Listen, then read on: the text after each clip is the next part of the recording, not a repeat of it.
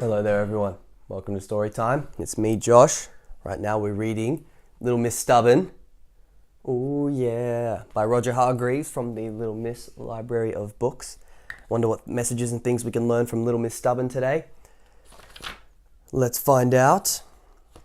It's not good to be too stubborn, because sometimes people just can't get through to you if they're trying to help or anything like that.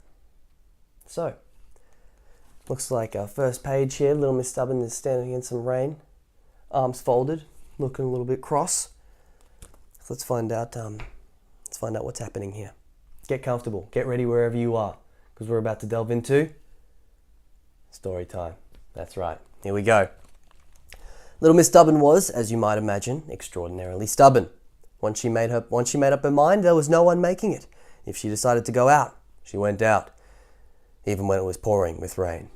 So that's what that's about there. It's like I wanted to go outside. If it's raining, I'll go anyway. I don't mind playing in the rain though. Rain is awesome. Rain's fun. On one Sunday, when it wasn't raining, she decided to take the bus to Mr. Strong's house. Why? Because she'd run out of eggs. And as everybody knows, Mr. Strong always has lots of eggs. As the bus arrived, Mr. Nosy walked by. Being nosy, he couldn't help asking, "Where are you going, Little Miss Stubborn?" "To Mr. Strong's house," she said. "But this bus doesn't go anywhere near there." But Little Miss Stubborn took the bus anyway. And you won't be surprised to hear that it didn't go anywhere near Mr. Strong's house. Uh-oh. He went to Cold Land, a country where it's so cold that everybody has a cold all year round. "What a charming place," she said, shivering and trying to look as if she'd really planned on coming to Cold Land in the first place, which of course she didn't, as you know. Shivering there. I've got a bit of a cold, so I feel like I guess I've come straight from Cold Land. She ran along a path to keep warm. Achoo! Somebody sneezed all of a sudden. It was Mr. Sneeze. "If I were you," he warned, "I wouldn't take achoo, that path. It's icy. Achoo." "I'll take it if I want to," snorted Little Miss Stubborn as she followed the path. But can you guess what happened? I wonder if she maybe got lost. I hope not. Whoosh! She slipped on the ice. Oh no, look at her. Whoa, tumbling down. Like, whoa! "That was fun," said Little Miss Stubborn. But of course it wasn't. She came to a fork in the path. "I shall go this way," she said, taking the right-hand path. "You're making a big mistake," said a worm, popping his head through the snow. "This way isn't safe." "Don't be silly," cried Little Miss Stubborn, and started off down the path. She should have listened to the worm. It's a cool-looking worm with a scarf there. Before she had gone very far, an avalanche of snowballs fell on top of her. Oh no. One of the snowballs rolled off the path and rolled down a very steep hill. And inside it, Little Miss Stubborn rolled and rolled down the very steep hill as well. The snowball rolled a very long way, all the way into a different country where it melted. As luck would have it, Little Miss Stubborn found herself outside Mr. Strong's front door. She was soaked to the skin. At least she got to Mr. Strong's house. But a little bit of a detour, to say the least. "My goodness, you're wet through," said Mr. Strong.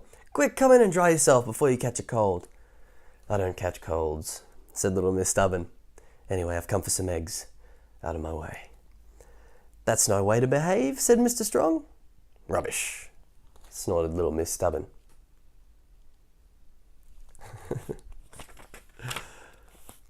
Still wet through, she marched into Mr. Strong's kitchen. Without a please or a thank you, she helped herself to a large bowl of eggs.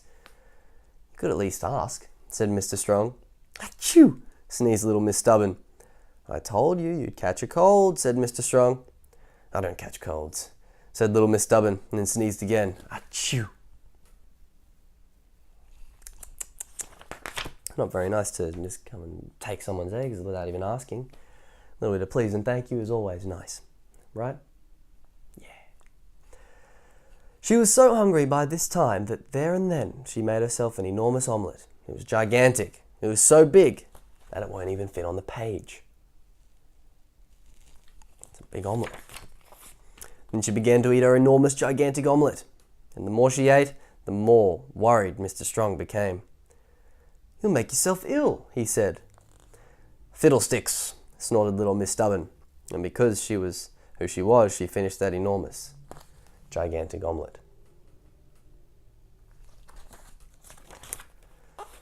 There is not much more to add, other than now you know how extraordinarily stubborn little Miss Stubborn is. Stubborn to the very end of this story. Well, there you go. That's all we have time for today, Little Miss Stubborn. It's a fun story. Hope you can take something from that, some learning, some messages. It's not good to be stubborn all the time, because sometimes people know different things about different stuff that you might not know about, and then you'll know stuff that you know about. And you can stick to your guns then. But little Miss Stubborn's just always sticking to her guns, even if she is wrong, hey? Alright. Thanks so much for hanging out. Thanks so much for reading the story today. Always a pleasure. If you like this channel, please subscribe, click that bell below. You can visit the page and read any of the stories you like, whenever you like. Alright, bye for now, but not forever. I'm Josh, and this is Storytime.